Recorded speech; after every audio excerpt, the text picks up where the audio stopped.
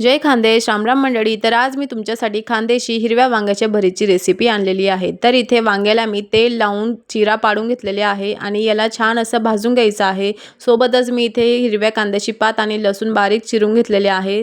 तर एका कढईमध्ये मी तेल, जिरं, मोहरी आणि कांद्याची पातला छान असं शिजवून घेणार आहे.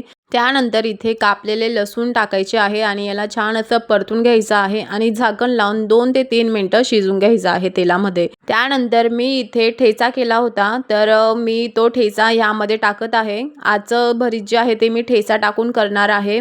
तर ठेचा टाकून घ्यायचा आहे आणि मस्त छान असं सगळं एकत्र करून घ्यायचं आहे. त्यानंतर इथे मी भाजलेले शेंगदाणे टाकत आहे. तुम्ही तुमच्या आवडीने कमी जास्त टाकू शकता. त्यानंतर इथे जे वांग साल काढून घेतलं होतं त्याला टाकून घ्यायचं आहे आणि स्वादानुसार नमक टाकायचं आहे. आणि इथे मी थोडासा मॅगी मसाला टाकत आहे. हे तुम्हाला आवडेल तर टाका, नाही तर काही हरकत नाही आहे. आणि ह्या सगळ्या गोष्टींना छान असे एकत्र करून याला 5 मिनिटं झाकण लावून शिजू द्यायचं आहे.